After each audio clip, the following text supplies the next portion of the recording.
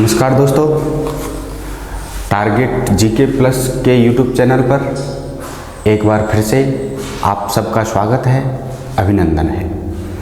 चलिए तो दोस्तों, हम अपनी विषय वस्तु को शुरू करते हैं। जहाँ से कल हमने छोड़ा था वहीं से अब हम अपनी विषय वस्तु को आगे बढ़ाते हैं। हमारा जो कंटेंट था, हमारा जो टॉपिक हम छोड़कर गए थे वो था भाषा के भेद। समझना मित्रों, भाषा के भेद।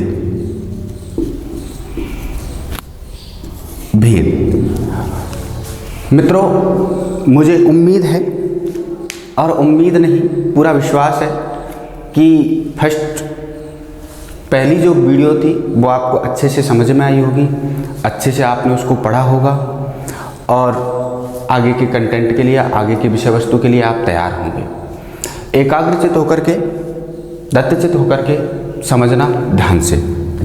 हम भाषा के विषय में कल आपसे चर्चा कर रहे थे और भाषा की हमने कल परिभाषा पढ़ी थी। भाषा के हमने 2 अंग पढ़े थे। अब हम भाषा के भेदों पर हम विमर्श कर रहे हैं। मित्रों, भाषा के जो भेद होते हैं, भाषा के 2 भेद होते हैं। यहाँ थोड़ा सा आपको ध्यान देना है मित्रों। हम कतिपय बुकों में पढ़ते आए हैं, कतिपय वैयाकरण ने भी बताया है कि भाषा के 3 भेद होते हैं। कौन कौन से भेद होते हैं वो हम समझते हैं। पहला भेद होता है दोस्तों हमारा मौखिक भाषा। मौखिक भाषा। दूसरा भेद होता है मित्रों हमारा लिखित भाषा। लिखित भाषा। और तीसरा जो भेद कतिपय वैयाकरण हमारे बताते हैं, वो भेद बताते हैं मित्रों सांकेतिक भाषा। सांकेतिक भाषा। मित्रों, आप थोड़ा सा सोच रहे होंगे, समझ रहे होंगे कि सर ने तो 2 भेद बताए हैं, यहाँ भेद हम 3 लिख रहे हैं। मित्रों, भेद तो मैंने भी 2 ही लिखे हैं, मौखिक भाषा और लिखित भाषा। सांकेतिक जो भाषा है वो कै पॉइंट में अलग से हमने डाल दिया है, वो सिर्फ इसलिए कि आप भ्रमित ना हो। मित्रों, पहले हम इसी पर विमर्श करते हैं, इसी पर बातचीत करते हैं। सांकेतिक भाषा, भाषा का भेद क्यों नहीं है और सांकेतिक भाषा क्या होती है। मित्रों, सांकेतिक भाषा वह होती है जो संकेतों के माध्यम से, जो संकेतों के माध्यम से अभिव्यक्त की जाती है, वह भाषा जो संकेतों के माध्यम से अभिव्यक्त की जाती है, वह भाषा क्या कहलाती है? सांकेतिक भाषा कहलाती है। हम कोई भी संकेत करते हैं, इशारों में बात करते हैं, वो चले थे, हुए थे आंखों से इशारे, इधर हमारे उधर तुम्हारे, तो बस यही संकेत है। जो नैनों से हम इशारे करते हैं, हाथों से जो हम इशारे करते हैं, हम तमाम तरह की एक्टिविटीज़ करते हैं, वो सब हमारे संकेत हैं। और जो संकेतों के माध्यम से हम अपने भाव भंगिमाओं को अभिव्यक्त कर रहे हैं, वो हमारी सांकेतिक भाषा है। मित्रों, ये भाषा का भेद क्यों नहीं है, मैं आप समझना है बात कि आपको कल भाषा की जब परिभाषा बताई गई थी, तो भाषा की परिभाषा में बताया गया था कि आदान करना पड़ेगा और आदान करने के बाद में प्रदान करना पड़ेगा। यानी कि जब तक आप पुनर्बलन नहीं दोगे तब तक हमारी भाषा पूर्ण नहीं होगी। भाषा तभी पूर्ण होगी जब आप क्या दोगे? पुनर्बलन दोगे। अब यहां पर संकेतों को हम समझ गए तो हमारी सांकेतिक भाषा है। हम समझे नहीं, अब जरूरी तो नहीं कि हम हर संकेत को समझ जाएं। अब जब संकेत को हम नहीं समझ पाते तो ये भाषा का स्वतंत्र भेद नहीं माना जा सकता मित्रों। इसलिए भाषा के मुख्यतः भेदों की मैं बात करूं तो भाषा के मुख्यतः 2 ही भेद होते हैं। एक तो होती है हमारी मौखिक भाषा और एक होती है हमारी लिखित भाषा। मित्रों, यह भाषा का जो भेद है अव्यक्त भेद है। संकेतों के माध्यम से हम व्यक्त कर रहे हैं, ना तो इसका कोई लिपि चिन्ह है, ना ही इसका कोई मौखिक ध्वनि है। बस संकेतों के माध्यम से हमने इसको क्या कर दिया? व्यक्त कर दिया, अव्यक्त कर दिया। क्या कहलाएगी? हमारी सांकेतिक भाषा कहलाएगी। क्लियर ना दोस्तों? तो आगे बात करते हैं। देखिए भाषा के मुख्यतः जो भेद होते हैं, हालांकि ये प्रश्न नहीं पूछा जाता कि भाषा के कितने भेद होते हैं, लेकिन फिर भी समझ लेना भाषा के मुख्यतः दो भेद होते हैं। एक तो होता है मौखिक भाषा, एक तो मौखिक भाषा और दूसरी होती है हमारी लिखित भाषा। अब देखिए मौखिक भाषा किसे कहते हैं और लिखित भाषा किसे कहते हैं, समझना। देखिए सीधी सी बात है, मैं आपको कल भी बता रहा था, कल भी इस विषय में चर्चा कर रहे थे हम कि हिंदी वैज्ञानिक भाषा है और सबसे अच्छी विशेषता है कि हिंदी के किसी भी शब्द की यदि हमें परिभाषा देखनी हो तो वह परिभाषा सीधे आपको शब्द से मिल जाएगी। बस थोड़ा सा उस शब्द को समझना है, थोड़ा सा आत्मसात करना है, आपकी परिभाषा आपके सामने प्रस्तुत हो जाएगी। बस यहाँ देखिए शब्द सीधा लिखा हुआ मौखिक अर्थात मुख, मौखिक मुख में एक प्रत्यय जब हम जोड़ते हैं तो हमारा शब्द बनता है मौखिक अर्थात मुख के द्वारा।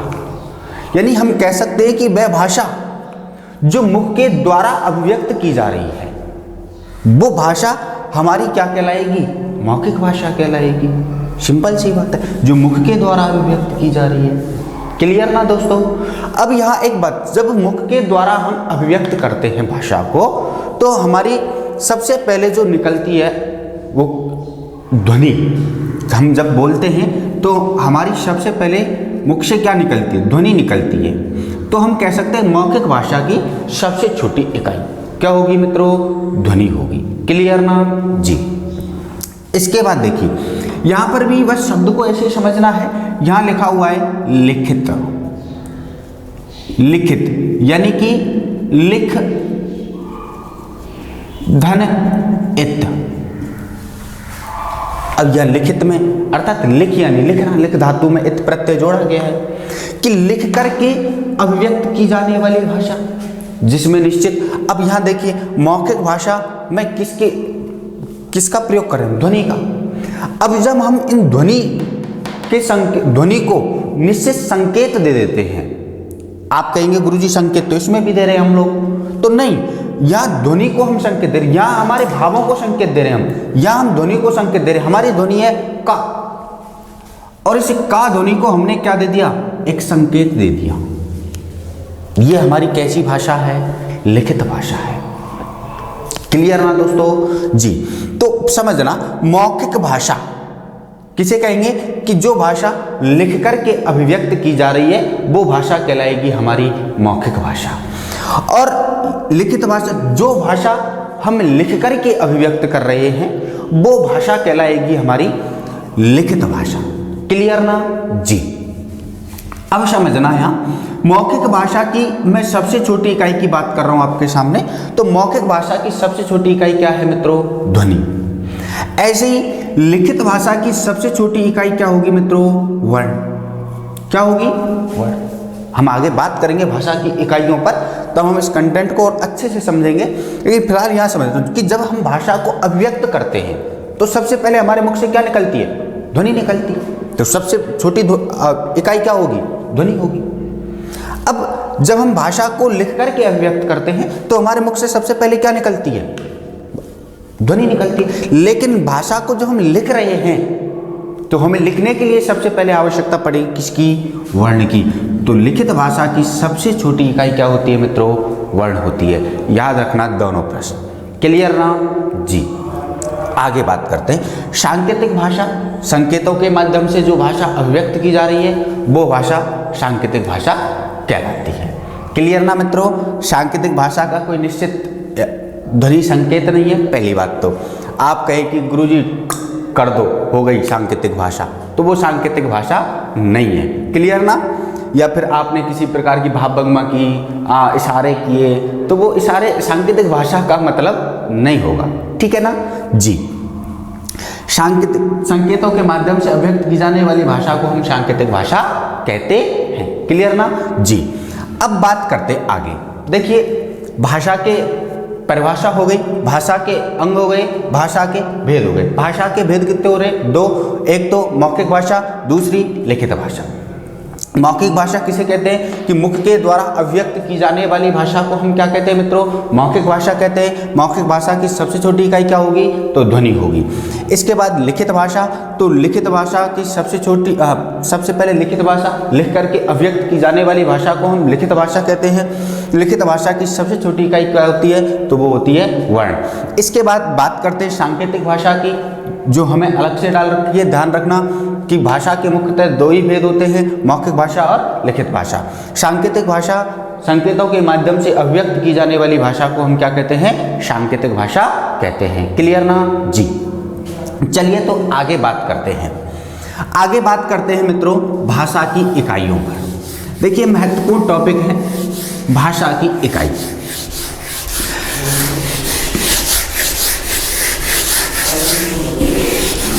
भाषा की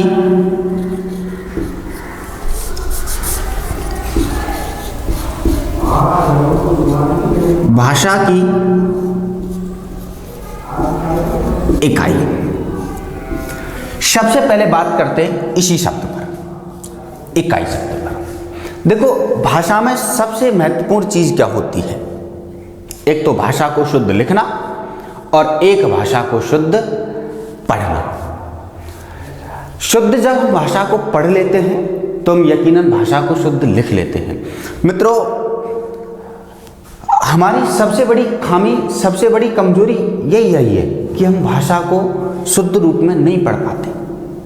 शब्द है हमारा इकाई, हम इकाई पढ़ते हैं और इकाई पढ़ते तो उसको इकाई लिखते हैं। शब्द है हमारा अधीन, हम आधीन पढ़ते हैं तो आधीन ही हम लिखते हैं। शब्द है हमारा अयोगवाय, हम अयोगवाय ना पढ़ करके अयोगवाय पढ़ते हैं। तो शब्दों को शुद्ध जब हम बोलना सीख जाएंगे, जब भाषा का शुद्ध उच्चारण करना सीख जाएंगे तो हम भाषा को शुद्ध लिखना भी सीख जाएंगे। आगे हम जब विशेषताएं पढ़ेंगे, भाषा देवनागरी लिपि हमारी हिंदी भाषा की जो लिपि है उसकी जब हम विशेषताएं पढ़ेंगे तो विशेषताओं में हम पढ़ेंगे भी कि ये जो जैसी बोली जाती है वैसी की वैसी लिख दी जाती है, लेकिन हम बोलते कुछ और हैं, लिखते कुछ और हैं। समझना, इकाई शब्द, इकाई शब्द शुद्ध रूप में अधिकांशतः बच्चे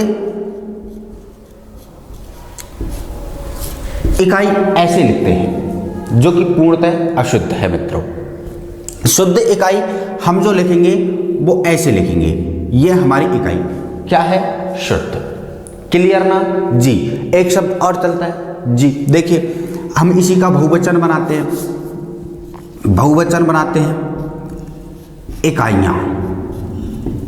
इकाइयां जब हम वचन का टॉपिक पढ़ेंगे तो हम इस पर भी विचार विमर्श करेंगे, लेकिन ये इकाइयां आपने तमाम मेडिकलों पे लिखा देखा होगा, दवाइयां,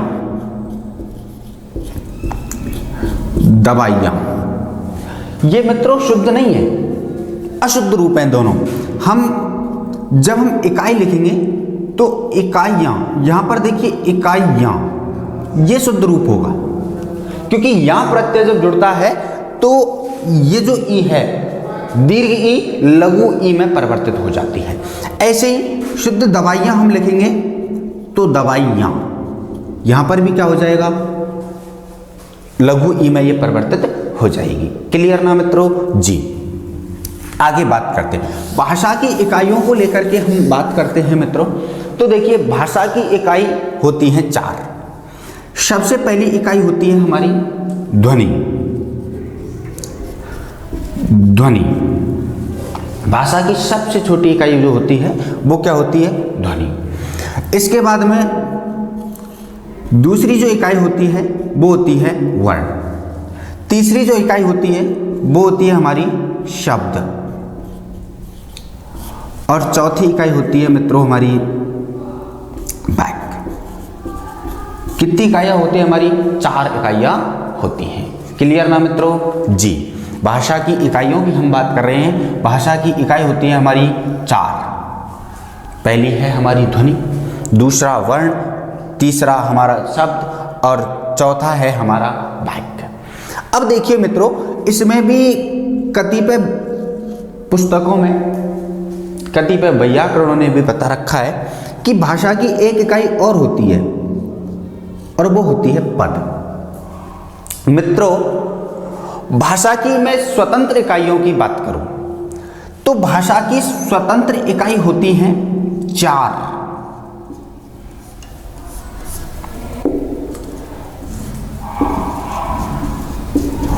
भाषा की 4 स्वतंत्र इकाई होती हैं। क्लियर ना? ये जो पद है, ये पद भाषा की स्वतंत्र इकाई नहीं है। क्यों नहीं है? क्योंकि हम पद कहते किसे हैं? जब किसी शब्द को जब हम वाक्य में प्रयुक्त कर देते हैं या किसी शब्द के साथ में विभक्ति चिन्ह जोड़ देते हैं, कारक चिन्ह जोड़ देते हैं, तो वो क्या कहलाता है? पद कहलाता है। उससे पहले वो क्या रहता है? शब्द रहता है। तो ये स्वतंत्र इकाई नहीं है। स्वतंत्र तो क्या है? शब्द है। जब इसको हम प्रयुक्त कर रहे हैं किसमें? वाक्य में, तब ये क्या बन रहा है? पद बन रहा है।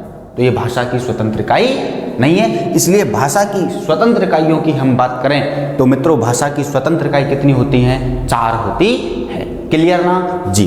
पहली इकाई होती है ध्वनि, दूसरी होती है वर्ण, तीसरी शब्द, चौथा हमारा क्या होता है? वाक्य होता है। अब देखिए मित्रों, ध्वनि किसे कहते हैं? तो ध्वनि भाषा की लघुत्तम जो इकाई होती है। कौन सी इकाई? लघुत्तम इकाई। भाषा की लघुत्तम इकाई क्या होती है? ध्वनि होती है। अब मित्रों है एक बात और समझना, उसके बाद आगे बात करते हैं। देखिए यहां शब्द लिखा हुआ है हमारा लघुत्तम। 99% लोग इस लघुत्तम शब्द को मित्रों कुछ इस प्रकार से लिखते हैं, लघुत्तम, जो कि मित्रों सही नहीं है। क्यों नहीं है? क्योंकि हम यहां देखिए लघु संधि करते हैं, विच्छेद किया लघुत्तम शब्द का, तो लघु प्लस उत्तम। यहां से निकला हमारा उ, यहां से निकला उ, दोनों मिलके क्या बन गए? दीर्घ उ। हमारा क्या बनेगा? लघुत्तम। लेकिन हम लघुत्तम पढ़ते हैं तो लघुत्तम ही होता, शब्द होता है लघुत्तम। क्लियर ना? जी। तो यहां हम जब संधि करते हैं तो लघुत्तम शब्द बन करके आता है। तो ध्यान रखना, आगे पूछा भी जा चुका है 1-2 बार शब्द शुद्धि में लघुत्तम शब्द। क्लियर ना मित्रों? जी। आगे बात करते हैं। भाषा की जो लघुत्तम इकाई होती है वो इकाई कहलाती है हमारी क्या? ध्वनि। इसके बाद मित्रों हम बात करते हैं वर्ण की। तो देखिए वर्ण किसे कहते हैं? आपको पता है कि जो हमारी ध्वनि है, इस ध्वनि को हमने दे दिए निश्चित संकेत। इस ध्वनि को हमने संकेत दे दिए, जैसे हमारी ध्वनि है ए, हमने आ की ध्वनि दे दी। आ तो आ की ध्वनि दे दी। हमारी ध्वनि है क, तो हमने कै की ध्वनि दे दी। ए की ध्वनि है तो ए दिया, आ की ध्वनि है तो आ, क की ध्वनि है तो का, ख की ध्वनि है तो ये संकेत दे दी। ये सब क्या है? संकेत ही तो है। हमारी जो ध्वनि है अ, आ, के, क, ख, ये जो ध्वनियां हैं, इन ध्वनियों की क्या है? हमारी ये संकेत है। और मित्रों इन ध्वनि संकेतों को ही, ये जो ध्वनि संकेत हैं, इन संकेतों को ही हम क्या कहते हैं? वर्ण कहते हैं। क्लियर ना? यानी हम कह सकते हैं कि निश्चित ध्वनि संकेतों को, निश्चित ध्वनि संकेतों को मित्रों हम क्या कहते हैं? वर्ण कहते हैं। क्लियर ना? जी। आगे बात करते हैं मित्रों शब्द पर। तो देखिए जब इन ध्वनि संकेतों को हम एक व्यवस्थित और सार्थक समूह में, यहां ध्यान देना, समझना। देखिए हमारा ध्वनि संकेत है कै, कै हमारा ध्वनि संकेत है।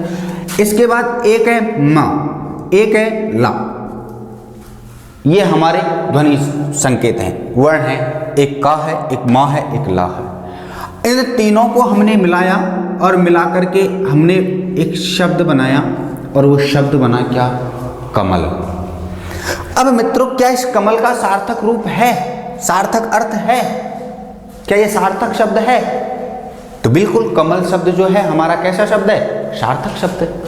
अब जब ये हमारा सार्थक शब्द है तो ये क्या है? हमारा शब्द है, यानी कि वर्णों का एक ऐसा समूह जो कैसा हो? सार्थक हो, जिसका कोई निश्चित अर्थ हो, वो क्या कहलाएगा? हमारा शब्द कहलाएगा।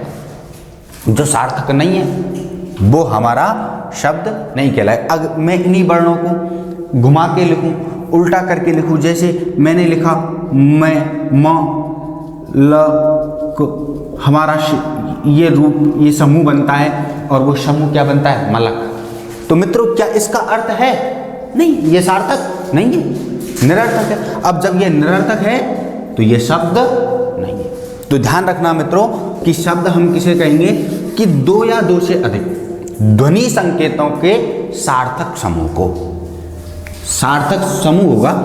अब ये सार्थक समूह एक भी हो सकता है, एक से अधिक भी हो सकता है, दो भी हो सकता है, दो से अधिक भी हो सकता है। क्लियर ना मित्रों जी? यह समझना, दो या दो से अधिक,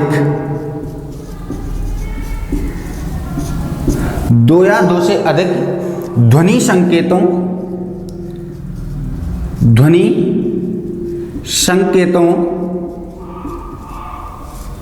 के सार्थक समूह को। ध्यान रखना, सबसे महत्वपूर्ण बात कि ध्वनि संकेतों का समूह तो होता है, लेकिन वो समूह कैसा होता है? सार्थक होता है। उसका कोई ना कोई अर्थ जरूर होता है, वो अर्थवान होता है। क्लियर ना मित्रों? तो दो या दो से अधिक ध्वनि संकेतों के सार्थक समूह को हम क्या कहते हैं? शब्द कहते हैं। यह ध्यान रखना कि यहाँ इस पर भी गौर करना थोड़ा। ध्वनि संकेत हम किसको कह रहे हैं? वर्ण को कह रहे हैं। किसको कह रहे हैं मित्रों? ध्वनि संकेत वर्ण को कह रहे हैं। क्लियर ना? तो आप ध्यान रखना, दो या दो से अधिक वर्णों के सार्थक समूह को भी हम क्या कहते हैं? शब्द कहते हैं। दो या दो से अधिक ध्वनि संकेतों के सार्थक समूह को हम क्या कहते हैं? शब्द कहते हैं। क्लियर ना जी? आगे बात करते हैं। आगे बात करते हैं मित्रों वाक्य पर। तो देखिए, वाक्य किसे कहते हैं? यहां हम देखिए इस टाइप से चल रहे हैं। यह भाषा की जो लघुत्तम इकाई है, वो लघुत्तम इकाई किस नाम से जानी गई? वर्ण के नाम से जानी गई। भाषा की लघुत्तम इकाई ध्वनि के नाम से जानी गई। और इस ध्वनि के जो निश्चित संकेत हमने दिए, उन संकेतों को हमने वर्ण नाम दिया। और जब इन ध्वनि संकेतों को हमने एक समूह में बांध दिया, एक सार्थक समूह में रख दिया, तो ये क्या बन गया? शब्द बन गया। और जब हम दो या दो से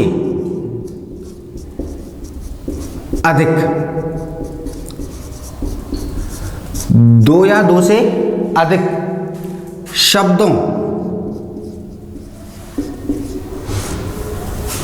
दो या दो से अधिक शब्दों के सार्थक, ध्यान देना, समूह कैसा होगा? सार्थक होगा। साथ ही साथ व्यवस्थित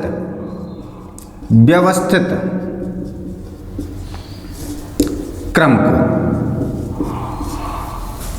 यानी दो या दो से अधिक शब्दों के सार्थक व्यवस्थित क्रम को हम किस नाम से जानेंगे मित्रों? वाक्य के नाम से जानेंगे। आई ना समझ में बात? नहीं आई? कि भाई समझिए कि जब दो या दो से अधिक शब्दों को हम व्याकरणिक कोटि में बांध देते हैं। किस में बांध देते हैं मित्रों? व्याकरणिक कोटि, अर्थात कर्ता के स्थान पर कर्ता रख देते हैं, क्रिया के स्थान पर क्रिया रख देते हैं, कर्म के स्थान पर कर्म रख देते हैं, पूरक के स्थान पर पूरक रखते हैं। तो वो हमारा जो वाक्य है वो कैसा हो जाता है, शुद्ध व्याकरणिक कोटि में बंध जाता है। और व्याकरणिक कोटि में बंधे हुए शब्दों के सार्थक व्यवस्थित समूह को ही हम क्या कहते हैं, वाक्य कहते हैं। क्लियर ना? हम सीधे सरल अर्थ में भी समझ सकते हैं कि दो या दो से अधिक शब्दों के सार्थक व्यवस्थित क्रम को या सार्थक व्यवस्थित समूह को हम क्या कहते हैं मित्रों, वाक्य कहते हैं। क्लियर ना? तो ये हमारी भाषा की कितनी इकाई हो जाती है मित्रों, 4 इकाई हो जाती है। अब हम बात करते हैं पद पर। मैं आपको बता चुका पहली बात तो यह कि पद भाषा की स्वतंत्र इकाई नहीं है। जो पद है भाषा की स्वतंत्र इकाई नहीं है, पहली बात ध्यान रखने योग्य बात है। अब जब ये स्वतंत्र इकाई नहीं है तो भाषा की इकाई कितनी हुई, 4। कितनी हुई, 4 इकाई हुई, ध्वनि, वर्ण, शब्द और वाक्य। अब स्वतंत्र इकाई नहीं है, पहली बात। दूसरी बात, कहते किसे हैं पद, तो पद कहते हैं कि जब किसी शब्द का वाक्य में प्रयोग कर, सरल शब्दों में समझिए, जब किसी शब्द को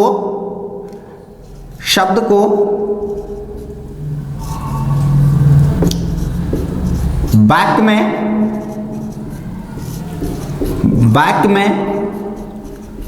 प्रयुक्त कर दिया जाता है,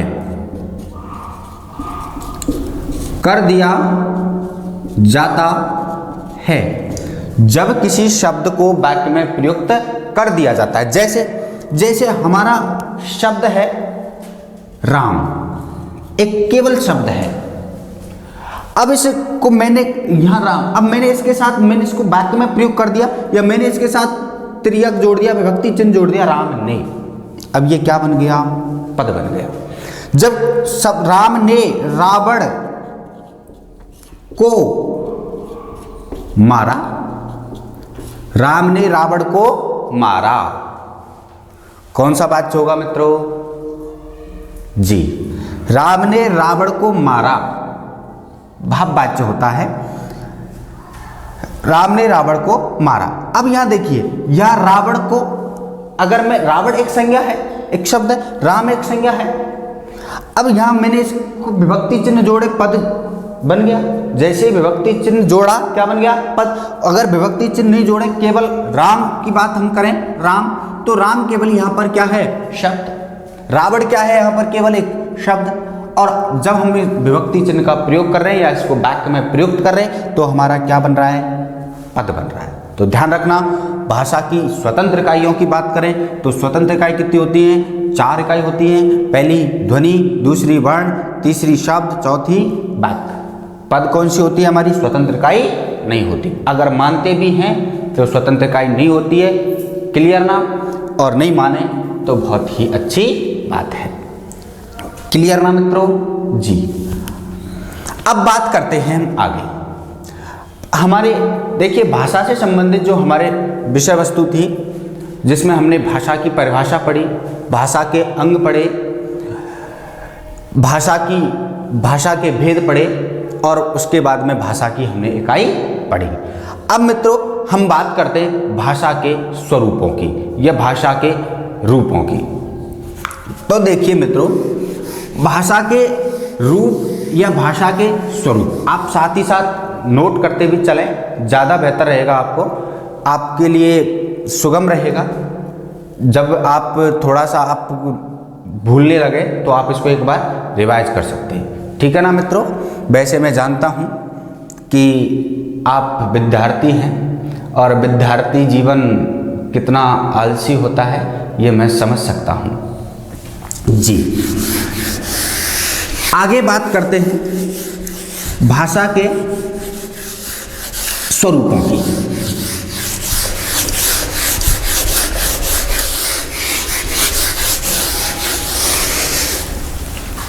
पहली वीडियो जब मैंने अपलोड की थी तो कुछ एक बंधु हमारे विद्यार्थी कह रहे थे कि सर बीच बीच में एक दो कविता वगैरह शायरी वगैरह भी सुना दिया करें। तो मित्रों, जब आपने भी देखा होगा, अधिकांशतः मैं पढ़ाता हूँ क्लास में तो मैं विषय वस्तु से संबंधित बात करता हूँ, क्योंकि विषय वस्तु से हटकर बातें करना शायद आपके ध्यान को कहीं और ले जाना है, और मैं नहीं चाहता कि आप अपना ध्यान भटकें और आप अपनी पढ़ाई से वंचित हों और आपका जो लक्ष्य है उस लक्ष्य से आप परे रह जाएं। फिर भी मैं आपका ध्यान बनाए रखने के लिए, हाँ, अगर आपको जैसे लगता है कि बीच बीच में सुनाना ज़रूरी है तो वो अपने लहजे में हम सुनाते रहेंगे, आप उसकी चिंता ना करें। लेकिन हाँ, एक बात ध्यान रखना कि आप अपनी जो पढ़ाई है उसको रेगुलर बनाए रखें, उसे सुचारू बनाए रखें। ऐसा नहीं हो कि आपकी पढ़ाई में किसी प्रकार का व्यवधान हो, किसी प्रकार की बाधा हो। आपकी पढ़ाई के लिए हम सब इतना श्रम कर रहे हैं, इतना परिश्रम हम कर रहे हैं, और हमारा वो परिश्रम व्यर्थ हो जाए तो कहीं ना कहीं हमें पीड़ा होगी। इसलिए आप अपनी पढ़ाई पर पूरा ध्यान रखें। और मित्रों, मैं जानता हूँ आपकी क्षमताएं कम नहीं हैं, आपकी क्षमताएं बहुत हैं। वो कहते हैं ना कि समंदर को ठहरा देख ये ना सोच कि उसमें रवानी नहीं है। समंदर को ठहरा देख ये ना सोच कि उसमें रवानी नहीं है। अरे उठेंगे जब तूफान बनकर उठेंगे, अभी हमने उठने की ठानी नहीं है। तो मित्रों, अब आप उठने की ठान लो और जाग जाओ। अब समय है आपके सावचेत होने का, आपके सजग होने का, आपके एकाग्र होने का, और लग जाइए अपने परिश्रम में, अपने मेहनत में, और अपने उस नेक लक्ष्य को प्राप्त कर लीजिए जिसके आप सपने सजोते हैं, जगते सोते आप जिसके सपने देखते हैं। हम बात करते हैं मित्रों अपनी विषय वस्तु पर। चलिए, भाषा के स्वरूप। भाषा के स्वरूप। तो मित्रों, भाषा के स्वरूप हम पढ़ेंगे नेक्स्ट क्लास में। तब तक के लिए आप बने रहिए, आप वीडियो को बार बार देखते रहिए, और अपनी जो विषय वस्तु है, जो डाउट है, उसको क्लियर करते रहिए। कहीं कोई समस्या हो, कोई विषय वस्तु आपकी समझ में नहीं आए, कोई कंटेंट आपकी समझ में नहीं आए, तो आप कमेंट बॉक्स में हमें कमेंट कर सकते हैं। और मित्रों, ज़्यादा से ज़्यादा वीडियो को लाइक करें, शेयर करें, कमेंट करें, सब्सक्राइब करें। Thank you so much.